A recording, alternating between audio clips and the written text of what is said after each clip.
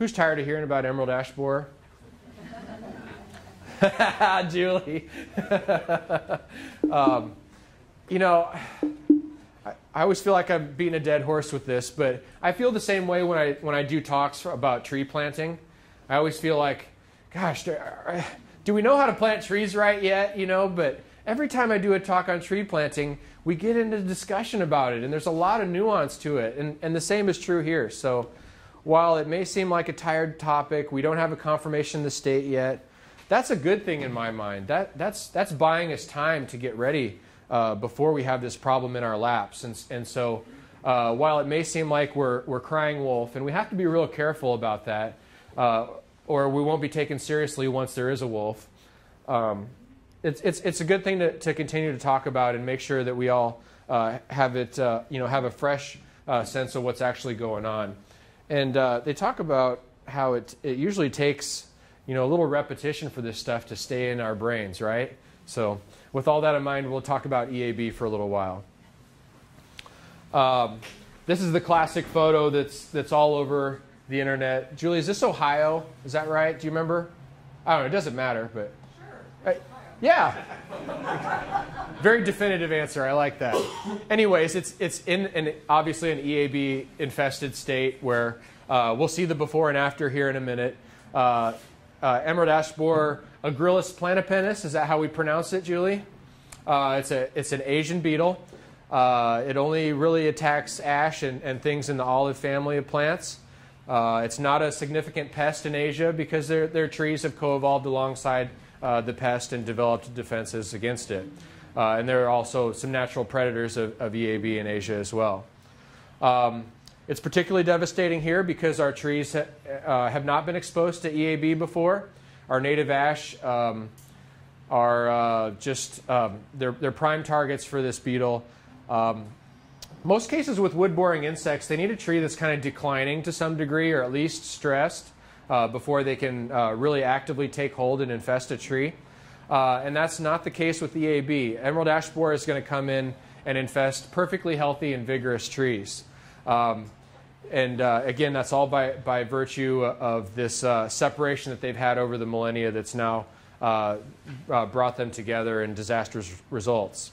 The adults do foliage feed on trees, which is more of a minor stress. It's the larval immature stage that feeds on the vascular tissue of the tree.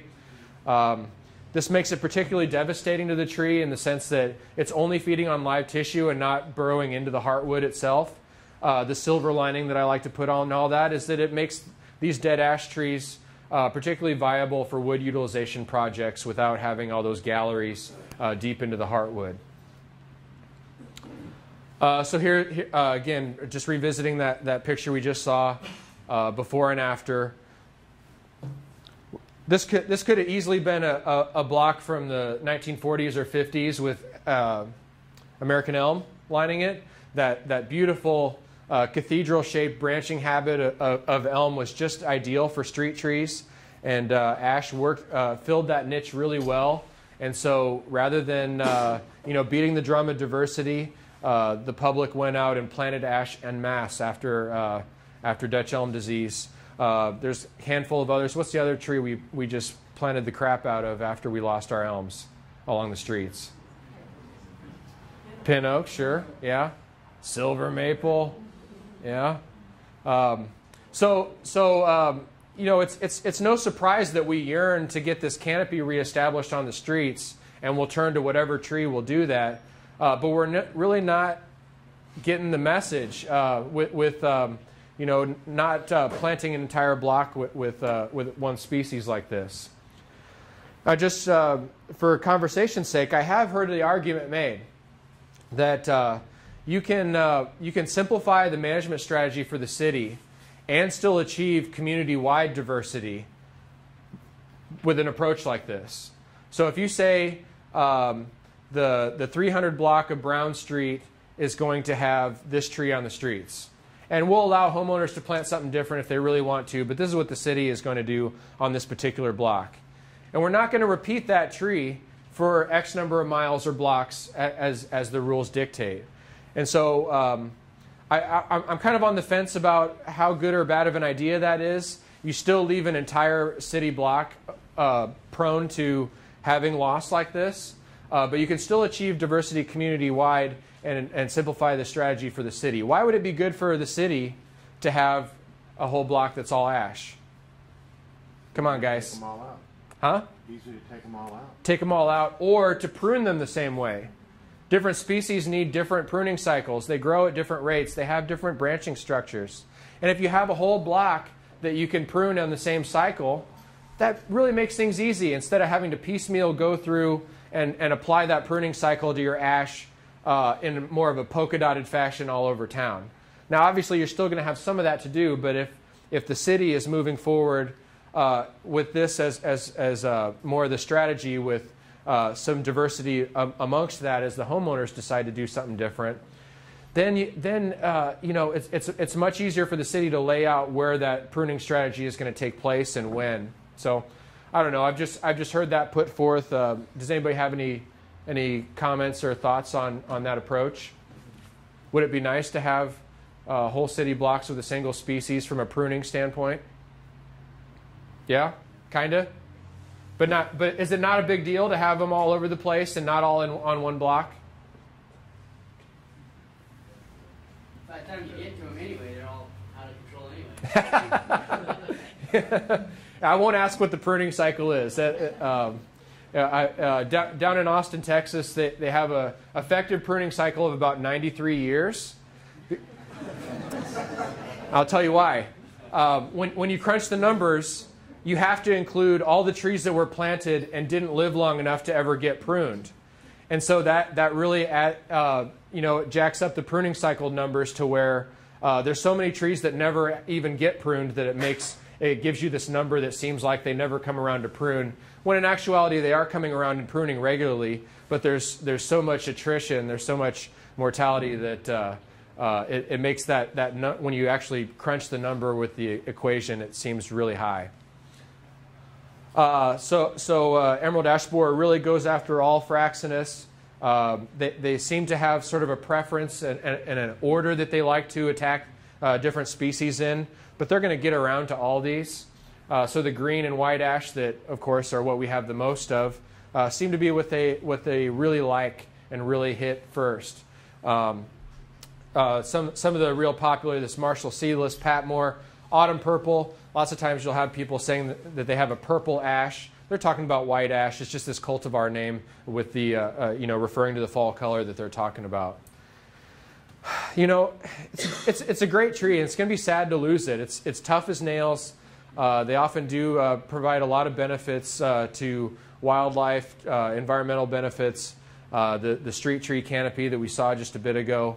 But as the buffet dries up on green and white, they will get around to the black and that might be along the rivers with the green and the blue, the ash that might have been planted by a homeowner here and there. But a very small number of those. Our state champion blue ash is down in Nebraska City somewhere, and I don't think it goes outside of that southeast corner of the state a whole lot. Does anybody speak to blue ash much? George, do you have any? I haven't seen very many at all, just small trees. But you have a couple here and there? Yeah. Okay, yeah. Question? Yes? Good question. So when the EAB goes through, like if you had an isolated blue ash or something, could it be missed and survive? Or do they tend to find No. everything? I don't think so. Now, what we're finding in the infested states where EAB has kind of sort of run its course, so to speak, there's always outliers that aren't killed. It's not going to kill 100% of ash trees, but it's going to be up in the 90s. Do you have a number you use usually, Julie? Kind of problematic to put a number on it, isn't it?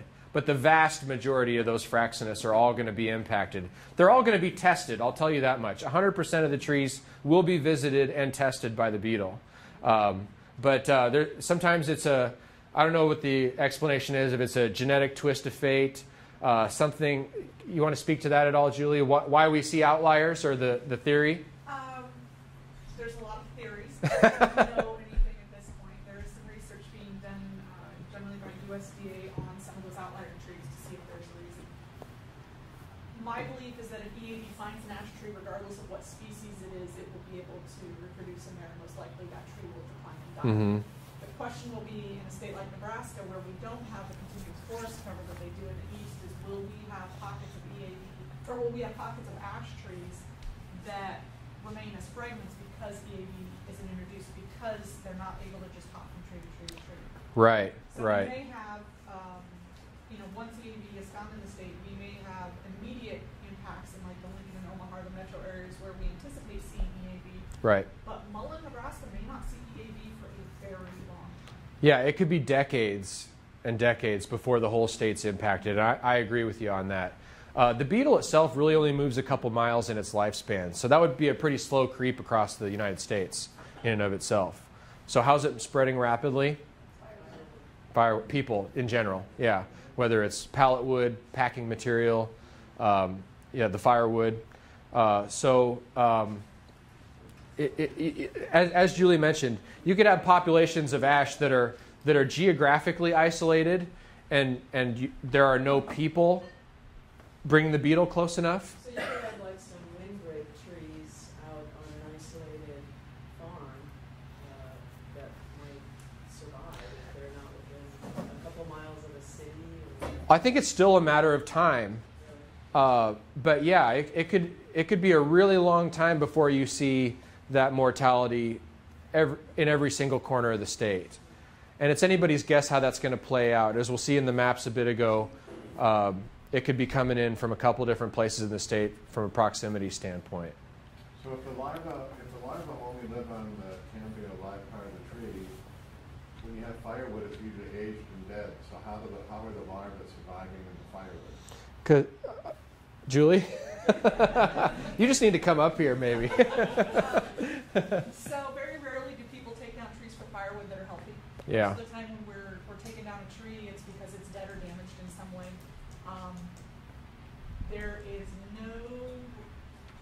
People don't always move firewood that's cured.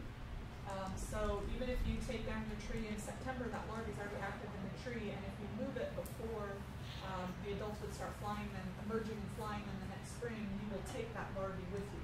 EAB will not reinfest a down tree, a dead tree. Right. It will continue to emerge from that tree the next spring. Right. And so that's how EAB can move in firewood. EAB, Asian longhorn beetle, gypsy moth, Yeah. Japanese pine sawyer beetle, sudden oak duck. I mean, the list of pathogens that are known to move on firewood is large. Yeah. And all you have to do is visit a wood pile, and you can pull bark off of those logs and find, little critters in there. They're not all harmful, invasive pests, of course, but a lot of them are. And people have, a lot of people get the brilliant idea of bringing firewood with them so they don't have to go forage for it wherever they camp. Now, with the life cycle of the beetle, you also have this problematic timing where the adult beetles emerge kind of around Mother's Day, sort of mid-May, and that's kind of prime camping season when things are just warming up and the mosquitoes maybe aren't bad yet, and everybody's scrambling to get some camping in before it gets really hot and buggy outside. So there's that correlation too that makes the timing a little problematic for moving firewood around as well. Yeah. What about EAB in privet, lilac, and some of the other shrubs? Right. So it's been confirmed in fringe tree, which I don't think is going to be a huge problem around here in terms of that being a big component. I don't think it's been found in privet or lilac, but they're in that same family of plants. There's at least maybe potential for those plants to have large enough stems that it might be attractive to a gryllus, but So USDA and Michigan State University have been doing a lot of research on alternative hosts because of the concerns about other plants in the olive family. And they basically do force feeding studies where you enclose a plant in some way and then introduce beetles to see if they can lay eggs, those eggs hatch out, and larvae be able to reproduce. That was done initially when EAB was found, and there wasn't any positive finds. Then about 2 years ago in 2014, an individual in Ohio found evidence of EAB reproducing populations on fringe tree. Looking back at the likely point in time when EAB started feeding on those fringe trees and reproducing, they believe that it correlates really well to the peak of the EAB populations So there was so much pressure on the ash trees that the EAB were likely looking for alternative hosts. They're getting desperate. They're getting desperate. There was also some evidence that the fringe tree was able to fight back a little bit. The trees were not dead, but they were infested. So when I talk with the public about it, like Omaha Master Gardeners definitely mention it to them because of the fringe trees that are in the state of Nebraska. Most of them are going to be along that Missouri River. Omaha, there's one in the Arboretum in Brownville if anybody wants to go take a look. But if you get much past Lincoln, it's probably not a tree for the state of Nebraska or a large shrub for the state of Nebraska. So I think the fringe tree aspect is pretty minor for our state. If it would show up in lilac, that would be a lot more significant because we've got lilac everywhere. But at this point, there's no evidence that it's doing that. Yeah. Anybody know offhand where is fringe tree native to? Eastern US. New England, kind of. There's a North American one that's native farther east, and there's a Chinese. Okay. All right. Interesting. So here, this is current as of January. 25 states in 14 years. 2002, when EAB was first discovered, that's not even that's not even year zero for the beetle. That's just the year that it got on our radar. And so I think that most of the models showed that it was lurking around Michigan 6-8 years or so before it was detected.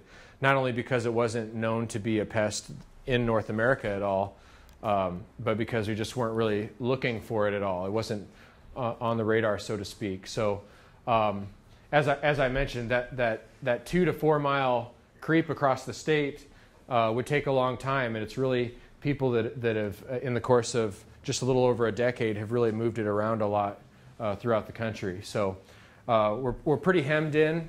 Here's a close-up of those conformations. Red Oak, Iowa, 30 miles from Omaha.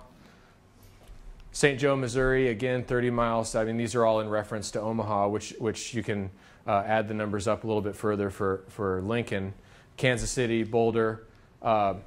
Not really any conformations to the north of us, but we're pretty well surrounded by conformations of this pest. So as I mentioned, is it going to come in first at Ponca State Park? Is it going to come in first around Henry Dorley Zoo, Indian Caves, somewhere over here in the Panhandle? Who knows? If you have that answer, tell me, and we can make a lot of money. Community Reddit, our Forest Health Department has phenomenal handouts on all this stuff, and we'll have some of those later on, but they're all available on our website. I think the website is on a slide in a little while here. This is a great one here, just getting into this readiness planning, this topic we're talking about here today. So this speaks to why we're getting into inventories at all. We talked about inventories for EAB readiness specifically. How many ash do you have in the community? What's that species breakdown? Where are they at? How big are they, and how good a shape are they in? And this is all very, very, very, very valuable. I mean, it's requisite information for a management plan, in my opinion. I mean, you can write a management plan or a readiness plan for EAB without having an inventory, but there's a lot of conjecture in that. So most of our messaging, while we don't have a confirmation yet, any of those trees that are in poor or even in some cases fair condition, get them out now while you have the money for it. Just do it, because you're going to have plenty of other dead trees to take out once the mortality starts to snowball, and you'll have other things to do rather than taking care of trees that you could have justified taking out now. Now, that doesn't mean take out every single ash in the community. As I mentioned, these are the trees that are in poor condition that you can make a case for taking out anyways. Otherwise, you have a public relations nightmare on your hands if you start taking out perfectly healthy ash trees. There will be people that squawk, and they will get press, and you will not look like the hero in the end. Replant with diversity. Gosh, I've hit on this a number of times, but we cannot just, I get this question all the time. What should we be planting behind ash? I get this impression from a number of people that ask this, that they're looking for one tree or a couple trees. And I tell them we need to be planting everything in the kitchen sink behind EAB, not just 1, 2, 3, or half a dozen species. We need to be throwing lots of different things back into the community forest in those vacant spaces. And in some cases, yeah. I'm just wondering then, so after Dutch elm came through and wiped everything out, Uh-huh. why wasn't there a diversity planted at that time? Because it's basically repeating history. We are repeating history, yeah. And that's why we keep beating the drum of diversity, because it doesn't seem to be getting through to the general public. And we need all you guys beating that drum as well for everybody that you talk to about this. I almost feel like that's the most important message to most homeowners. Most homeowners probably don't have an ash. It's maybe, I don't know, in most of the inventories we've done, it's anywhere from, on the low end, maybe 8% of the community forest in a community, all the way up to maybe 20. So even at 20%, you're talking maybe 1 out of 5 people having a tree on their property at best. So most people still probably aren't going to be directly impacted. They don't have an ash tree themselves. And so that's where the diversity message is a really more important one to be widespread rather than all the nitty-gritty about the bug itself and what it's doing. Would you agree? So that gets to the public awareness, the diversity message. But yeah, with Dutch elm, we did plant a whole lot of a couple things, and so we still have work to do on getting that message across. And it's got to come from the nursery industry too. It's this I don't know, you got to work it from both sides. Even when we're preaching diversity outside of the context of EAB, and we're just saying, here's a great new tree. We got tree lists up here.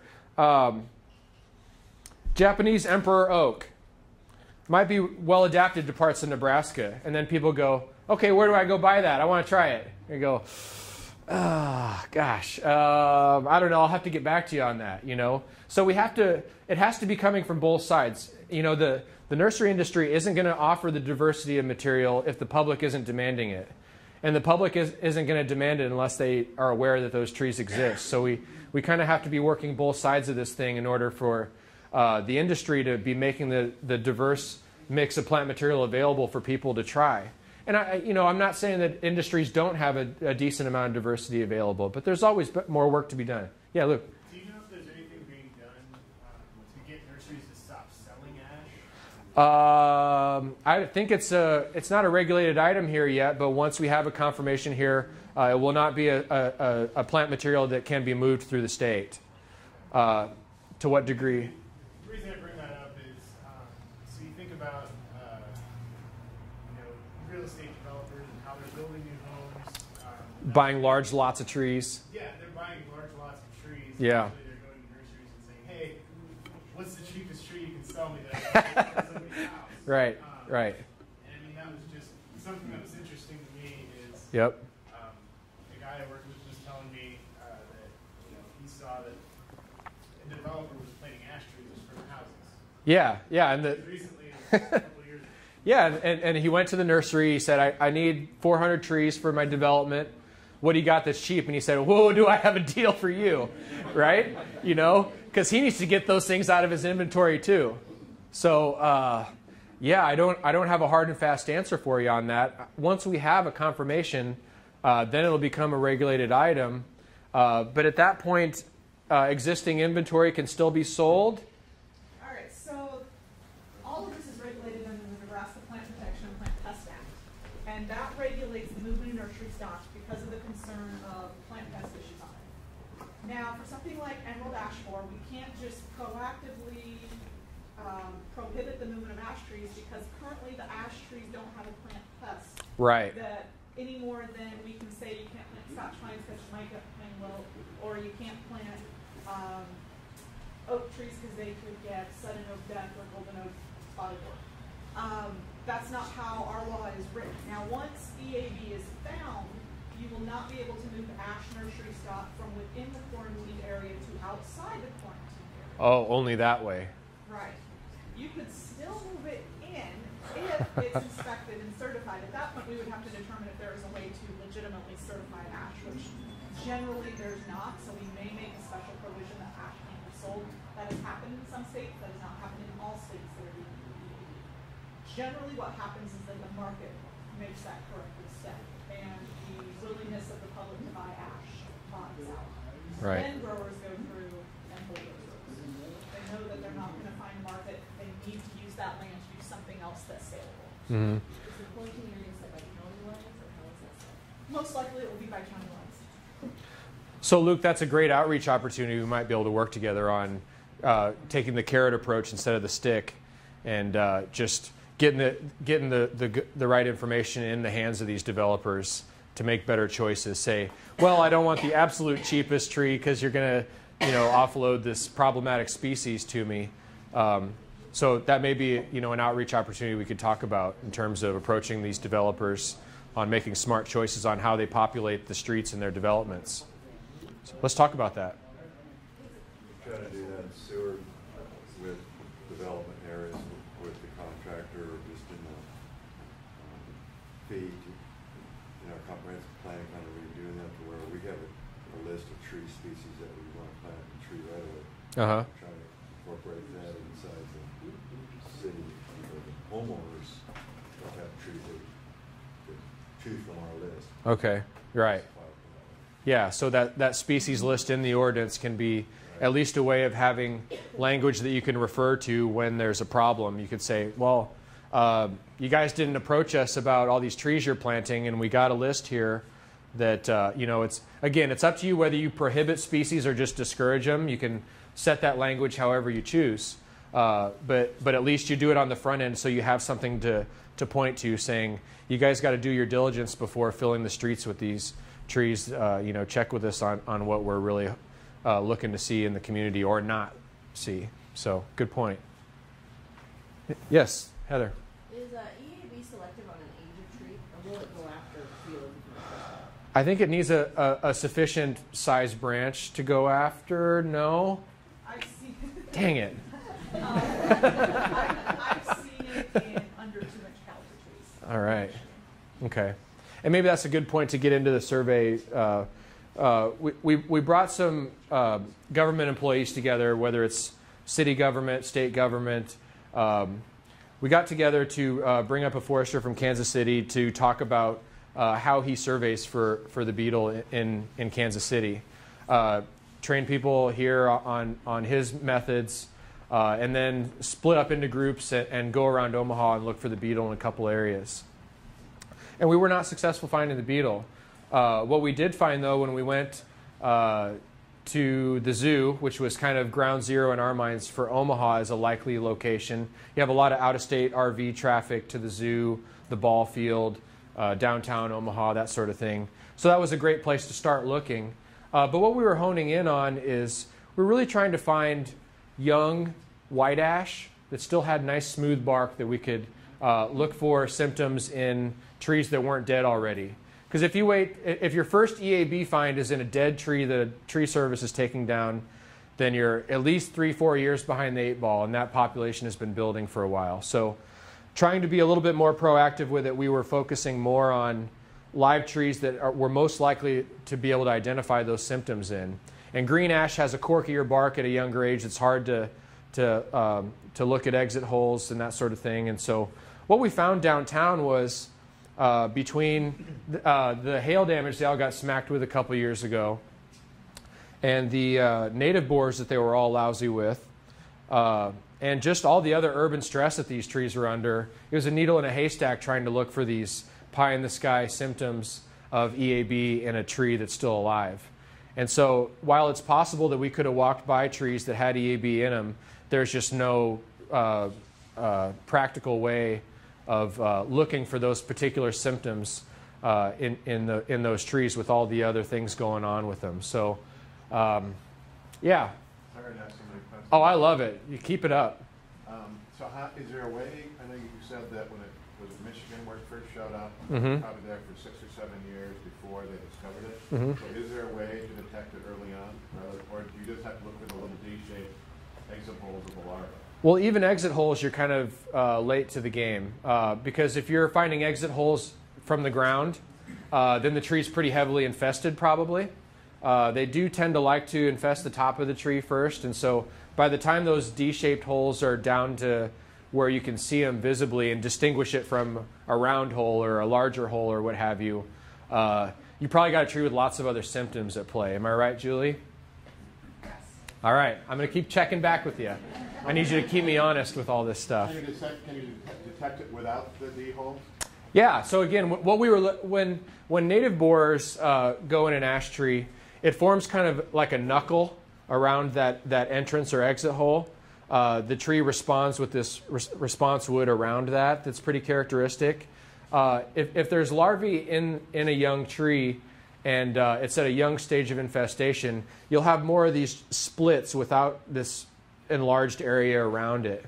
And sometimes that can be misconstrued for sun scald or frost cracked. It looks very similar to that sort of thing. And there was one tree that we got all excited about where we saw that kind of thing, and you carve the bark back and you don't find the galleries that you're looking for. You're just seeing abiotic symptoms instead. So you can find it in trees that aren't dead already. It's just really tough.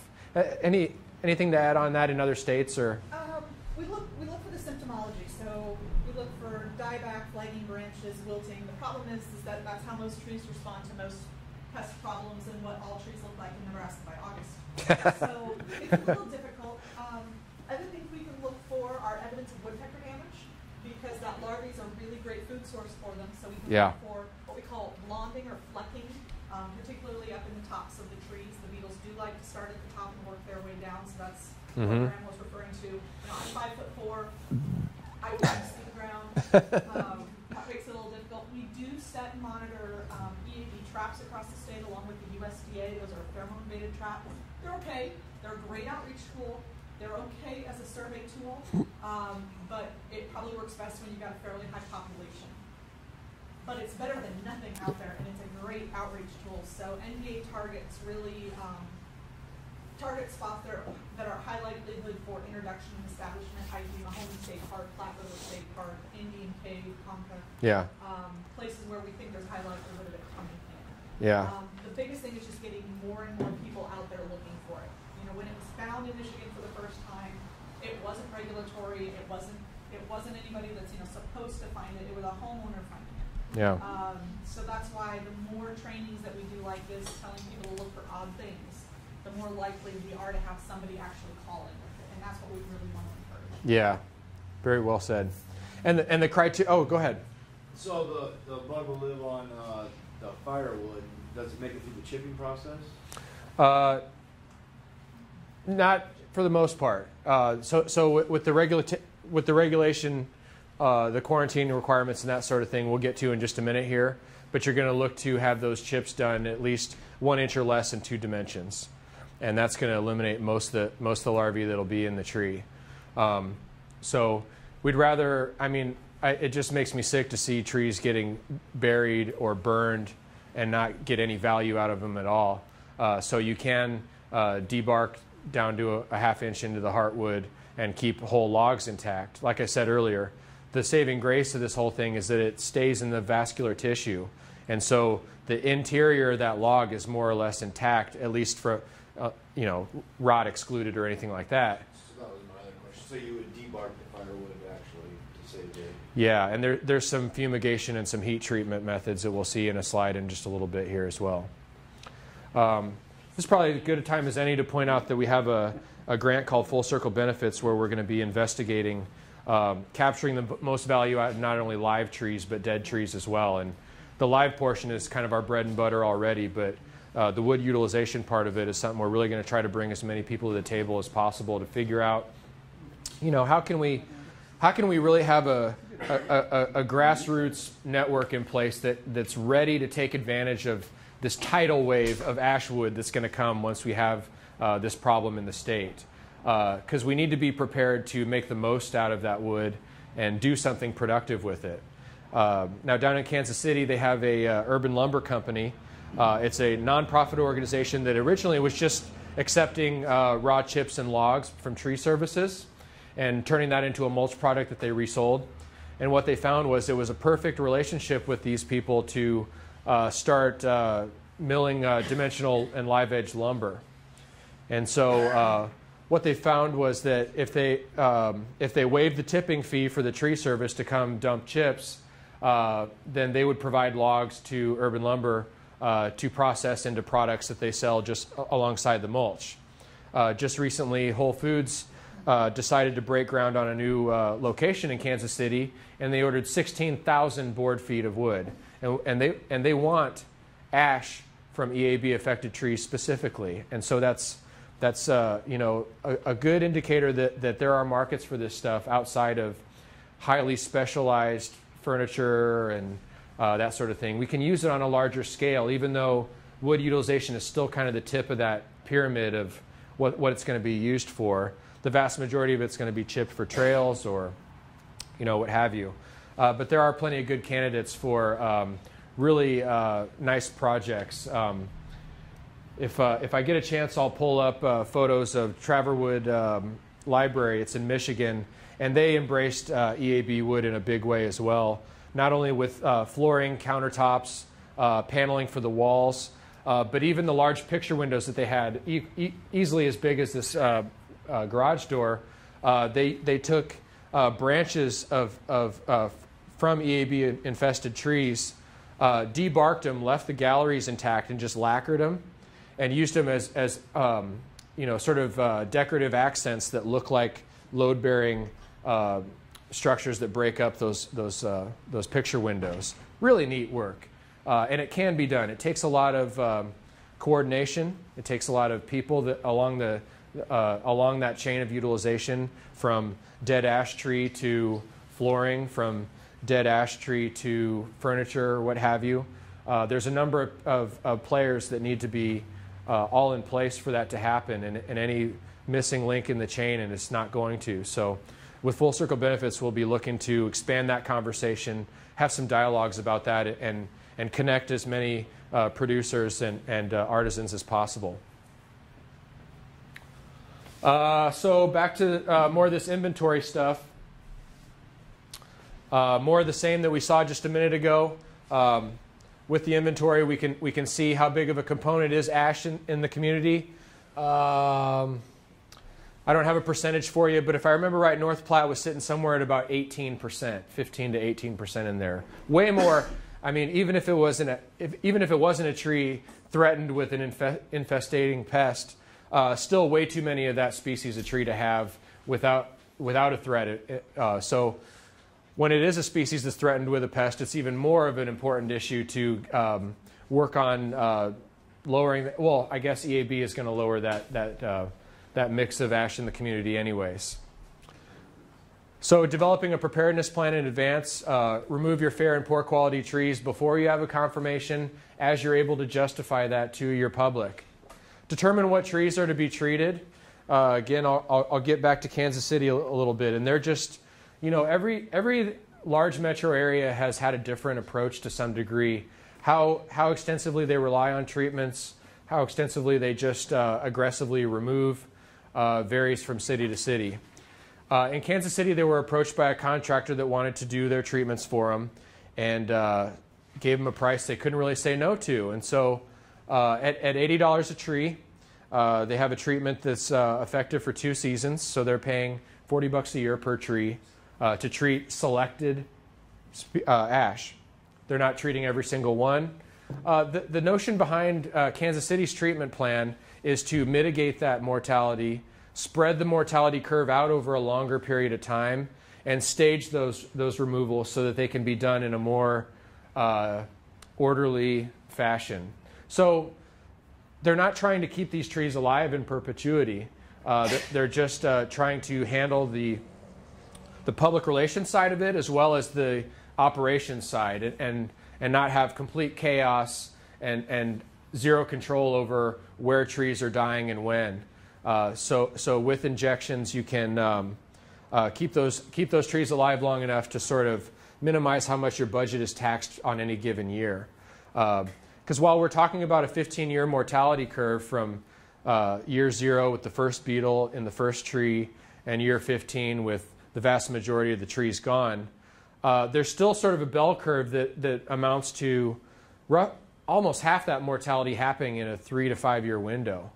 So you can talk 15 years, but most of that 15 years, there's not nearly as much going on as there is right in the middle of it. When the population is built and there's still a lot of trees that haven't died yet, you're going to have a lot of mortality from that. So 15 years is almost misleading as well when you think of most of those trees dying in a much shorter period of time even than that. So questions on those kind of treatments? I don't know. I always get lots of treatment questions, and I can't answer them all, but we have some experts here that can cover that as well. That $40 you mentioned, that's probably a bid item, so it's not typical. So what on a mature ash tree, what would be? Your average tree service is going to price that service by the number of injection sites that need to be done. So, and we'll get into treatments more here in a minute, but the short answer is, a couple $100 for a decent sized tree, and you're going to be locked into that cost for the life of the tree. So you have to be asking yourself, do I want this tree on life support forever? Because that's really what's going to happen. And as we'll see later, there's some downsides to the injections as well, and some considerations and some potential, that has some potential to have some implications on the lifespan of the tree as well. A question?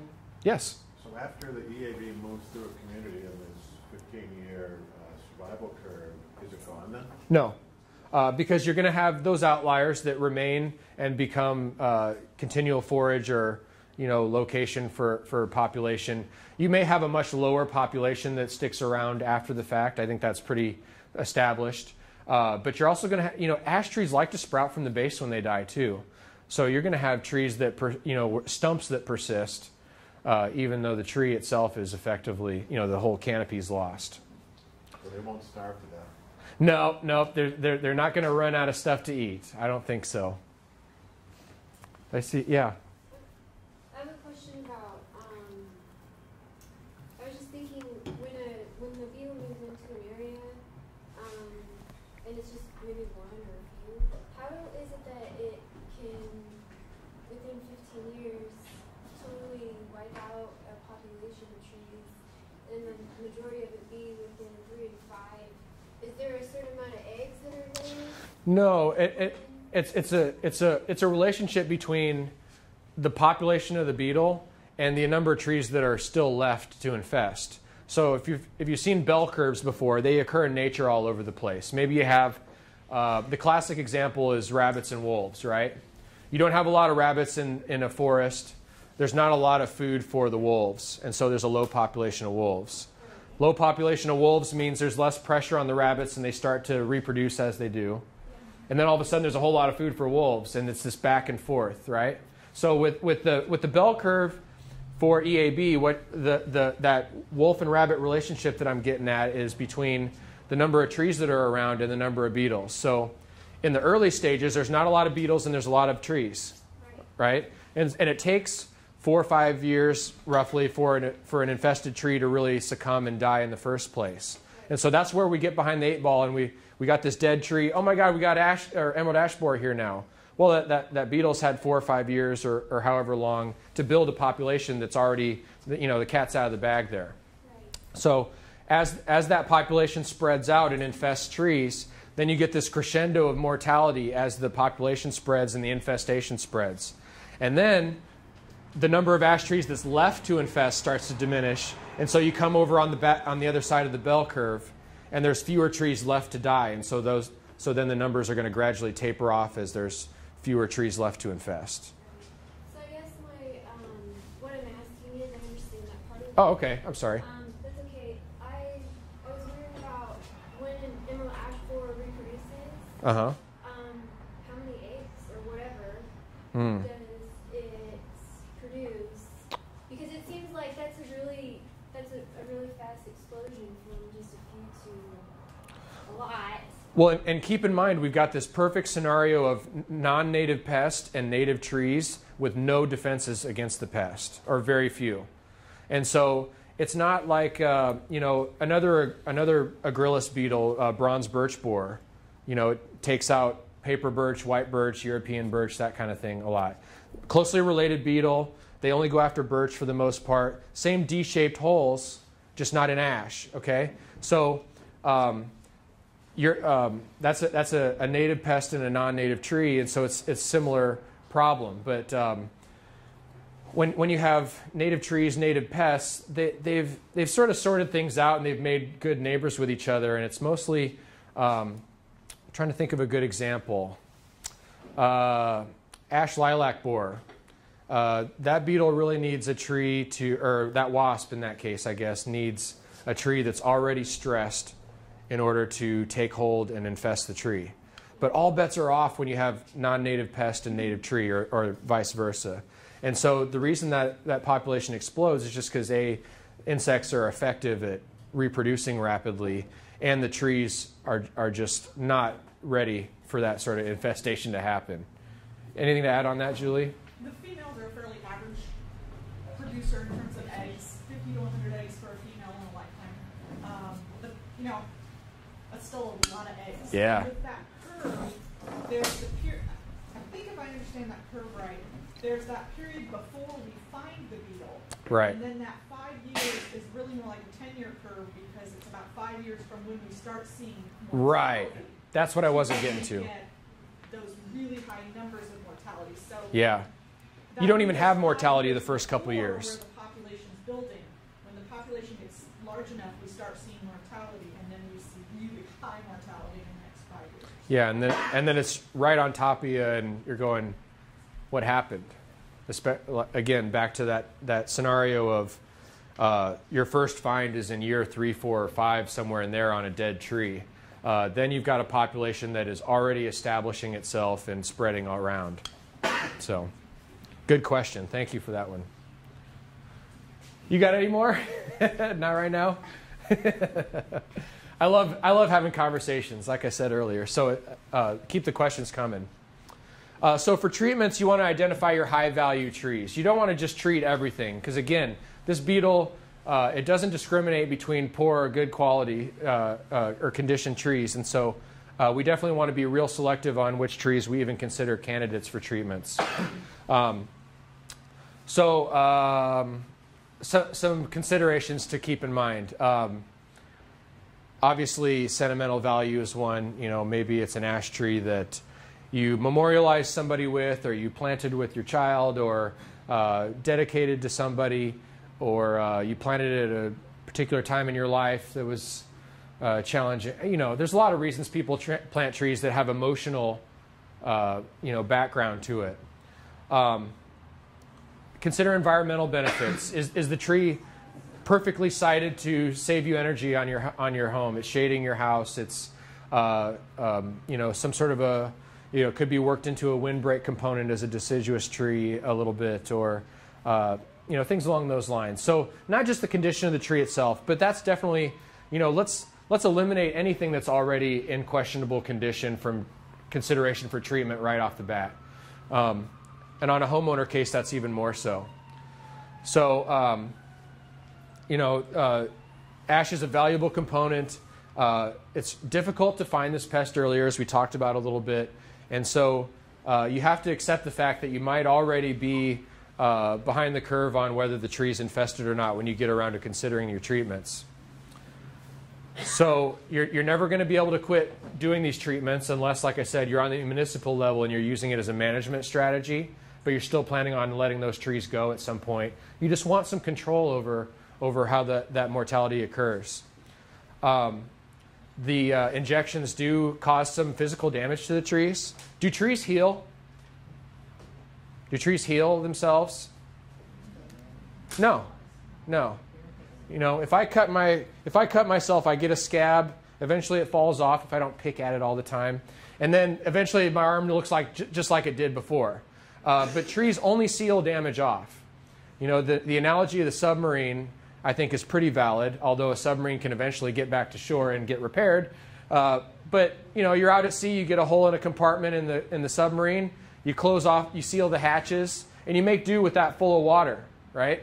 And that's basically what a tree is doing. It compartmentalizes the structure of the wood in such a way that it can divide the wood into damaged and undamaged sections and sort of minimize how far that damage spreads outside of that individual compartment. And so when you're drilling holes into a tree to inject it, or there's a couple methods of getting that in. They don't all involve a drill bit, but they all involve inserting a foreign object into the trunk of the tree and squirting the product into the vascular tissue. Once you get that insecticide into the vascular tissue, then the tree distributes it throughout the leaves and branches, and then as anything is feeding on the tree, it's eating that insecticide as well. But there is damage associated with those injections, and we'll see a couple slides on that in a little bit. The environmental impacts. For young trees, the only real homeowner formulation that's available for EAB that I'm aware of is a soil drench. Maybe a trunk drench as well. Do they sell that to the public? Okay. Either way, it amounts to something that's not an injection. It's not damaging to the tree. It's really only good for your smaller trees. It's not a controlled dose. The downside from an environmental standpoint is that those active ingredients have an EPA-regulated amount that can be applied per acre. And when 1 acre of land here in downtown Lincoln could have dozens of homeowners with their own individual properties, not discussing any of this with each other, you get above that threshold real quick, and it can have some serious implications to our water table and leaching effects from those products getting applied. Because you go to the garden center, meaning well, you have a young tree, you want to do the soil drench, you buy the bottle, you read the label, it says you apply this much, and you got a whole other bottle.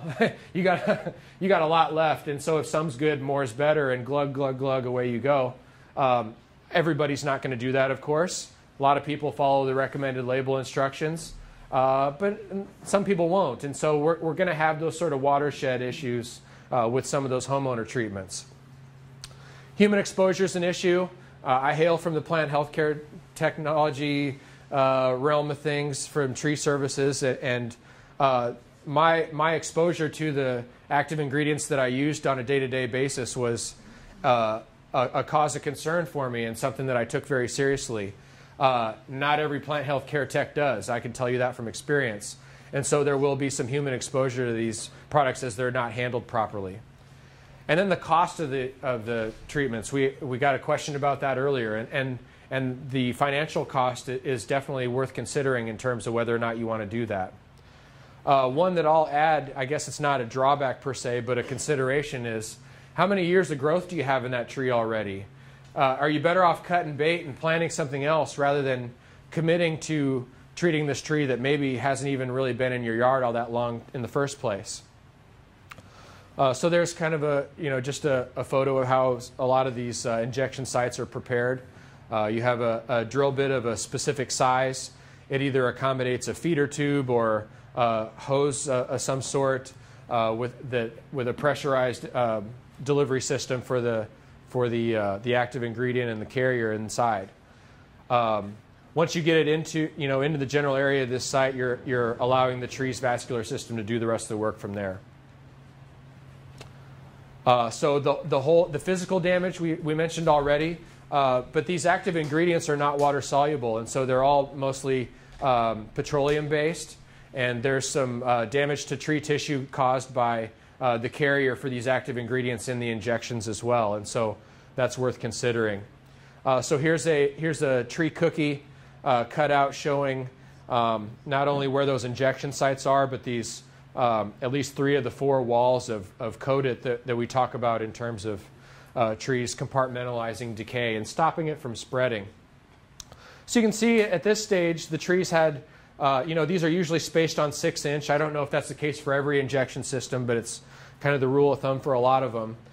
So year 1, you're doing this on 6-inch spacing, and you go around, you get your injection in. We can see how the tree has responded and put pretty decent reaction wood on the outside of that afterwards. But then as you go on, you can't use these same injection sites every year, and so you get this cascading effect of physical damage as you continue to inject the tree year after year into new living tissue. Now, obviously, the tree is going to get bigger with time and open up new injection sites for you to some degree. But you can already start to see that you can differentiate the newer injection sites from the older by the decay that's already all the way out to the bark versus the older ones that have had some wound wood seal over the top of them.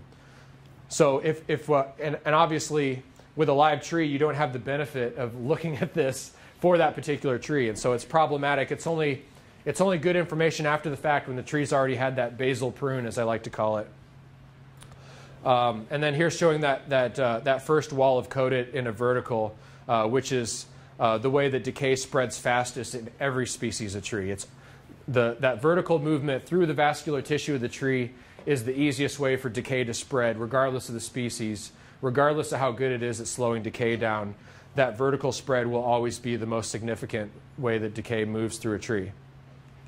So all this amounts to a cautionary tale. I use the analogy of chemotherapy. You don't just willy-nilly go get chemotherapy because you think you might have a right? You get chemotherapy because you have something threatening your life, and it's the lesser of two evils, and you're really trying to get some sort of cancer knocked back and controlled. So chemotherapy ain't awesome for you, but it can be the better option. And so the damage associated with these, it may be dramatic to compare injection sites with chemotherapy from that standpoint, but it still amounts to some damage to the tree that needs to be taken into consideration. Again, sorry about the readability here. Be selective when deciding which trees to treat. Is the tree in good health? Do we have a confirmation within 15 miles or kind of an adjacent county is how that shakes out in most cases. Is the tree high value for a number of considerations? Is it sited in a good location?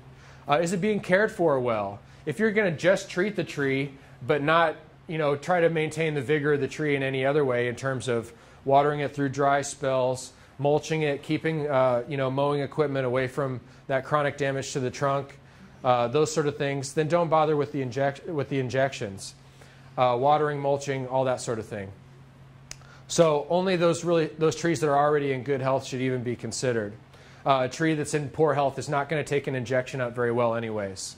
So if you have thinning or dieback in the tree, we're already getting into a scenario where you probably want to shy away from treatments with knowing that their level of efficacy is going to be diminished. Was the tree pruned poorly? All this lion tailing, canopy clearing. This is classic treatment for ash trees for people that don't know how to prune properly. You cut everything off the branch, leave a little tuft at the end. That's problematic for a number of reasons, but you're significantly reducing the vigor of the tree. Sorry, I'm not a tree person, but what is lion tailing? So you picture a lion tail. It's got short hair and then a tuft of fur at the end of it. So what's happened with this tree is a tree service came through and they cut off every darn branch off, a little sprout off the sides, and they just leave branches at the end. Now ash is arranged opposite. So if my body is a branch, my lateral branches are going to be a mirror image on both sides rather than alternating. Okay, and so it doesn't seem like it would, but that really plays into people's mindsets when they get in the tree and start pruning it. And they get really aggressive with taking all these out and not leaving any permanent branch structure to establish lower down below. And for whatever reason, ash is just one of those trees that gets done to a lot. Under the guise of canopy cleaning is usually how it's referred to in the bid. You bet. A lot of epicormic sprouts could be indicative of borer damage in the tree or some other decline.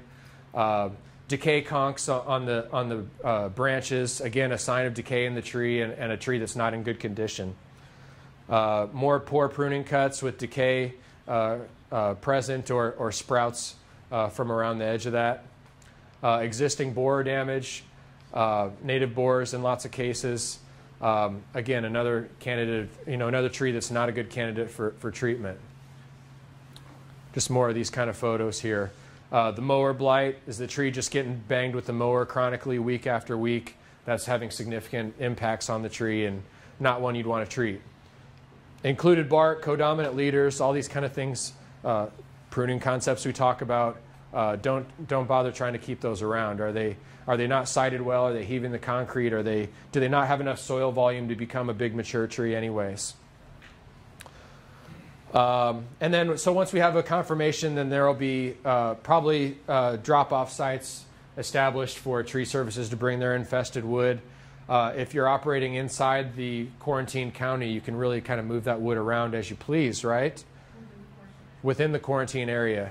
If your dump site is outside the county that you're working in, though, it may be important for that county to establish some location for you to bring that wood and keep it inside the quarantine.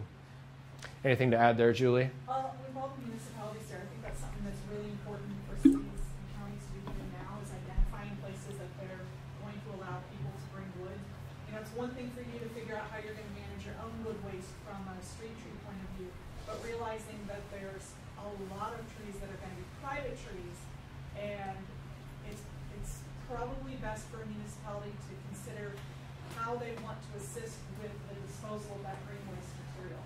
If it's not fairly easy and not fairly inexpensive, it will end up being a problem for the municipality, as in people will not take down trees on private property if they don't have a way to dispose of it, or they will dispose of it, maybe be more inclined to dispose of it in ways that the public entities would not like the nighttime drop-offs at your trash dumps, or dropping it off in ditches, and then the city has to deal with the cleanup anyway. Yeah. So identifying yards and identifying ways for the public to be able to dispose of their own green waste will be really important. And this may not be the best example, but think of like Christmas tree drop-offs. You know, the city can deal with having all those on the curb, or they can set up a convenient location for people to freely come dump their Christmas tree and be done with it. And then you have a bottleneck also for a lot of that material to be utilized better instead of just going in the landfill. So that can serve a couple purposes. So in terms of controlling the beetle, it's really ideal to maybe take out any dead or infested trees before mid-May, when those adults are going to emerge and fly on to other locations. But again, Pandora's box is kind of open already by the time you have it in the community. But you can still do a service to the community, trying to minimize the spread of that beetle in trees when you take them down. On the quarantine, all life stages of the beetle are regulated. Nursery stock, limbs, branches, logs. You know, any piece of the tree is going to have some regulations that go along with it. You want to talk about the compliance agreement real quick?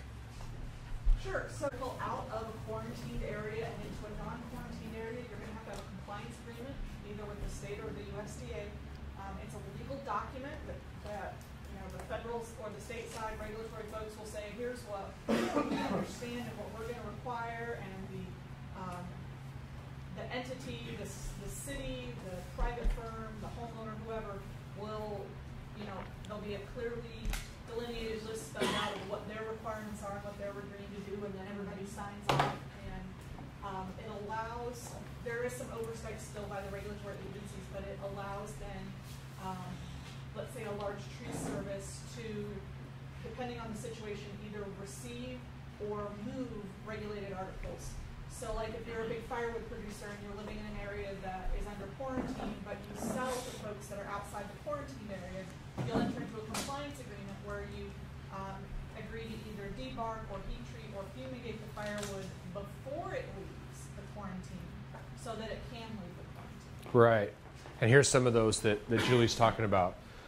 So you can heat treat the wood, debark it, heat treatments or fumigation methods. And I think some of those are more preferred than others in terms of... They're all very specific. The most common one for firewood that I see is the heat treatment. I'm not a big fan of the debarking because it's 100% bark-free plus a half-inch of wood. It's hard from the regulatory side to look at a piece of wood and know how much was removed from it. And also it's very, very hard to get to that 100% debarking level. So most firewood producers in the infested areas that I deal with when we are monitoring product coming in are doing the heat treatment. Which is kind of ironic. They're heating up firewood so they can move it and have it burned. But so there's that maximum 1 inch and 2 dimensions we talked about earlier. The nursery stock. There's a phone number for Department of Ag. They're really a great resource, and obviously the people to call if you have a suspicious tree. Julie and I work to field those calls and respond to them and check on them as they come in. And then just kind of this chain of custody. I really just want to probably get to a break so we can keep things rolling. Any last EAB questions here before we take a quick 10-minute break? Yes? Maybe this is a given, but why the 1 inch why the 1 by 1? Just what does that actually accomplish? It's chipping up most of the larvae that might be in the tree still alive. Julie, yeah? That's... Aren't they smaller than that? If they were... They could be. I mean, it's not a guarantee, but Yeah. it's a best I don't know. practice to still allow mosquitoes. And they need a kind of a protected environment to Yeah, stay alive in. they're not. Nicole was mentioning it. The larvae's not tough. Right. If you expose it, it will desiccate you. So the chipping process itself is pretty physical. Just being A lot of exposed. agitation. They're going to get exposed. Yeah. So research has shown, USDA again has done a lot of research on this, and research has shown that should be adequate. Right. So, yeah, and there was some speculation about whether Minnesota winters were going to knock them back, and low temperatures haven't been shown to control the beetle to any real degree. So let's take a quick break, and we'll come back and finish up the morning session.